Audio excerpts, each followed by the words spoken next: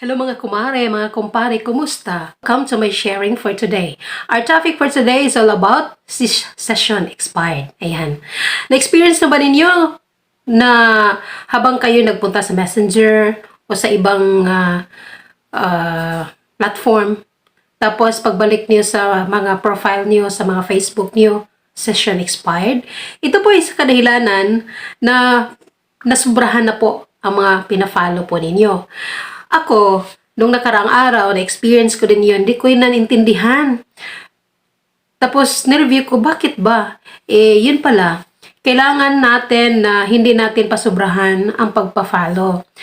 Kaya, kung pwede, sa akin, mga 5 to 10 lang ang ipa-follow ko.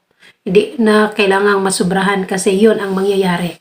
So, isang beses lang ako naka-experience ng gano'n. Sinishare ko ito dahil marami pong nagtatanong po tungkol po dyan, lalong-lalo na sa mga katulad po nating mga baguhan.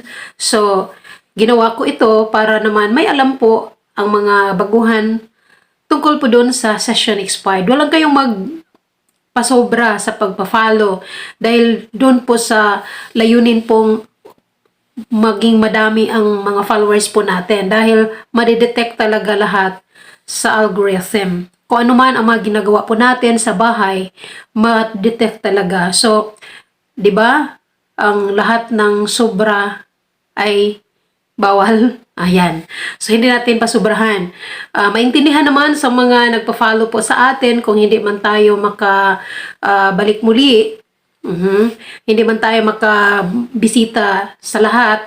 Dahil po ay kinakailangan po talaga natin na atin pong alagaan ang mga bahay po natin. So, kailangan kung sakali man, ilista nyo kung ilan para hindi tayo masubrahan.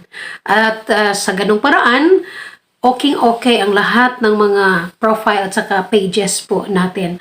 Alam niyo na kung monetize na kayo sa stars o anumang tools, kailangan talaga na aralin at saka bantayan, ingatan ang ating mga bahay upang sa ganun po ay laging okay po sa algorithm po. So, consistent lang po tayo sa pagpanood ng mga videos ng mga po natin content creator at consistent po tayo sa pakikipag-engage at lalong-lalo na sa pag-upload ng mga short videos, mga reels, stories, pictures, or whatever for as long as meron ka pong activity dyan po sa bahay everyday. Yan lang po muna mga kumare, mga kumpare. Kung may natutunan po kayo sa video ito, don't forget to comment, follow, like, and share para naman sa mga kapwa natin content creator.